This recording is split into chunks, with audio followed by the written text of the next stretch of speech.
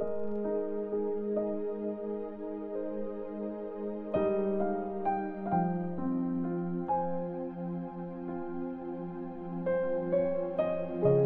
chapter 6. Teaching tungkol sa pagtulong sa nangangailangan.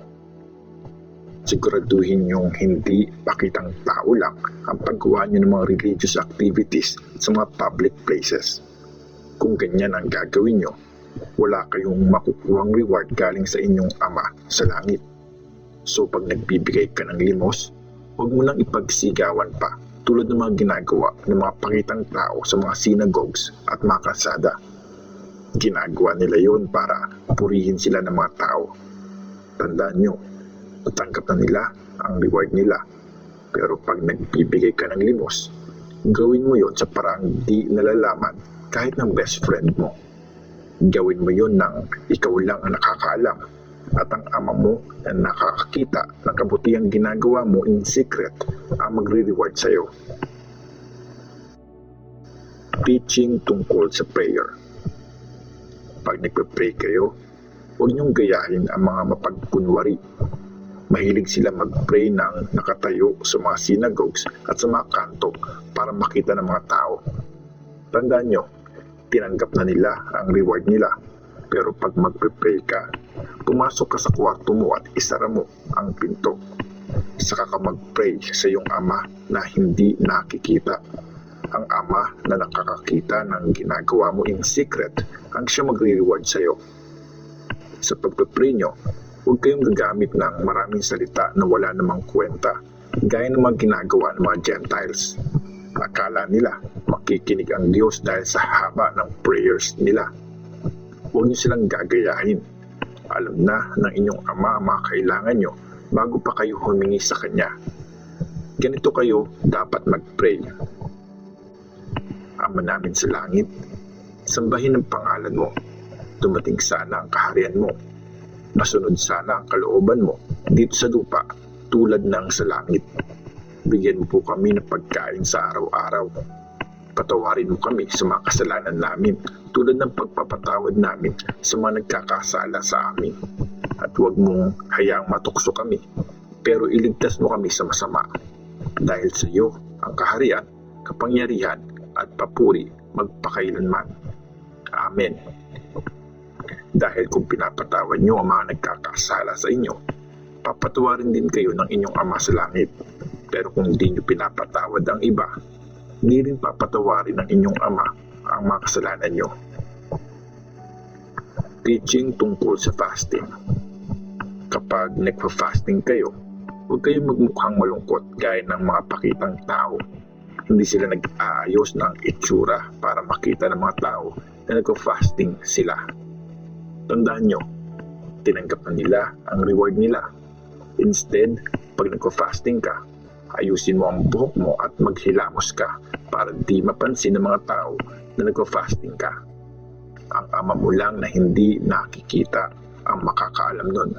Siya na nakakakita ng ginagawa mo ng secret ang magre-reward sa iyo. Ang kayamanan sa langit. Huwag kayong mag-ipon ng mga kayamanan dito sa lupa. Kayang sirain niya ng insekto at kalawang at pwede ring manakaw. Instead, mag-ipon kayo ng mga kayamanan sa langit. Walang naninirang insekto at kalawang doon at walang nakakapasok na magnanakaw. Dahil kung nasaan ang kayamanan mo, nandun din ang puso mo. Ang ilaw ng katawan. Ang mata ang ilaw ng katawan. Pag malinaw ang paningin mo, mapupuno ng liwanag ang buong katawan mo. Pero pag malabo ang paningin mo, mapupuno ng kadiliman ang buong katawan mo. So, kung ang ilaw mo ay madilim, talagang nasa kadiliman ka nga. Diyos o kayamanan. Hindi ka pwedeng mag-serve sa dalawang amo.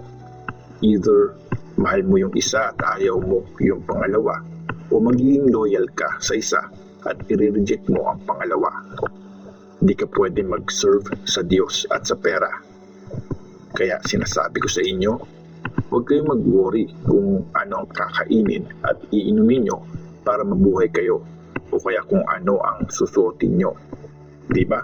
Mas importante ang buhay kesa sa pagkain. At di ba? Mas importante ang katawan kesa sa damit. Tingnan nyo ang mga ibon. Di sila nagtatanim, nag-harvest o nag-iipon ng mga pagkain sa bodega. Pero pinapakain sila ng inyong ama sa langit. Di ba?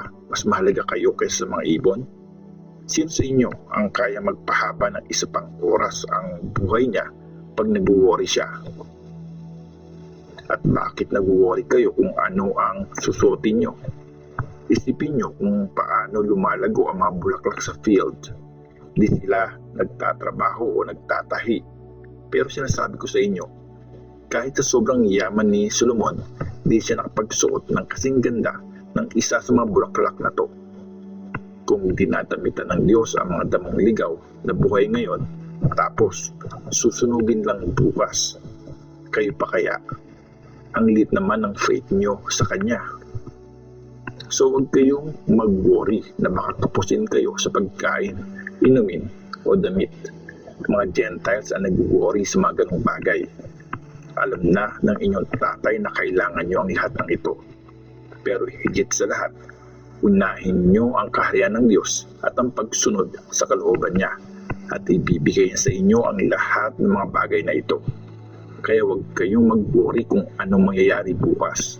May sariling problema na ang bukas. Sapat na mga problema nyo sa bawat araw.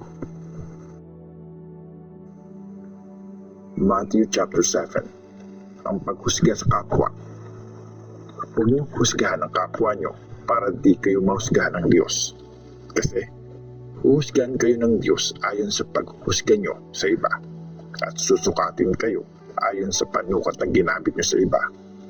Bakit pinapansin mo ang puwing sa mata ng kapatid mo pero di mo pinapansin ang napakalaking kahoy sa sarili mong mata? Paano mo masasabi sa kapatid mo, halika, aalisin ko yung puwing sa mata mo kung may napakalaki namang kahoy sa mata mo? Ang plastic mo. Alisin mo muna yung napakalaking kahoy sa sarili mong mata. Saka ka makakita ng malinaw para tanggalin yung puwing sa mata ng kapatid mo. Huwag niyong ibigay sa mga aso ang banal na bagay. Babalikan at lalapain lang kayo ng mga yon. Huwag niyong ihagis ang mga perlas niyo sa mga baboy. Tatapak-tapakan lang nila yon. Humingi, maghanap at kumatok. Humingi kayo at bibigyan kayo. Maghanap kayo at makakahanap kayo. Kumatok kayo at pagbubuksan kayo. Dahil makakatanggap ang bawat humihingi, makakahanap ang naghahanap, at pagbubuksan ang bawat kumakatok. Sino ba sa inyo ang magbibigay ng bato pag humihingi ng tinapay ang anak nyo? Meron ba sa inyong magbibigay ng ahas sa anak nyo pag humingi siya ng isda?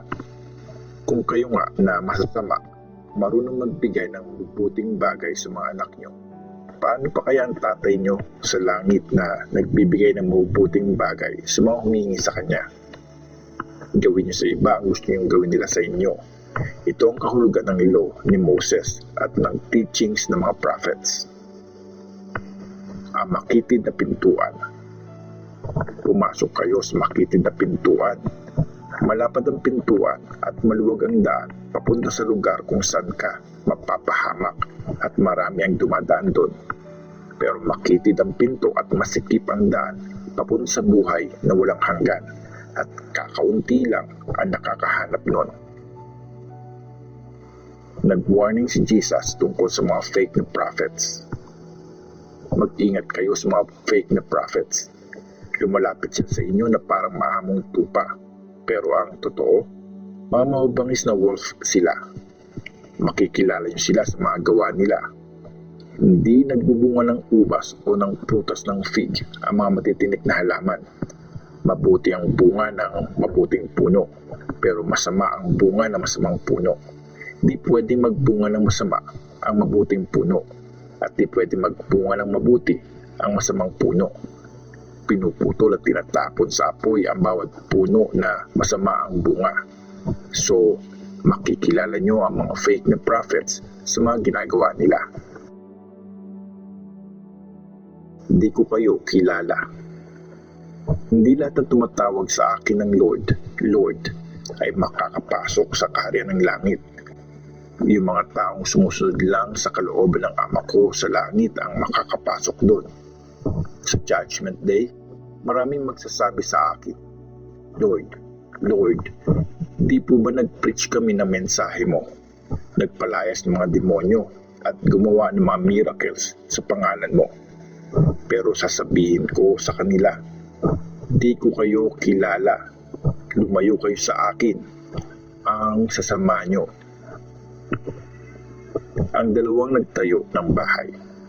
Kaya ang bawat nakikinig at sumusunod sa mga salita kong ito ay maikukumpara sa matalinong tao na nagtayo ng bahay na bato ang pundasyon. Umulan ng malakas, bumaha at hinampas ng malakas na hangin ang bahay na yon. Pero di yun bumagsak dahil yun ay nakatayo sa bato.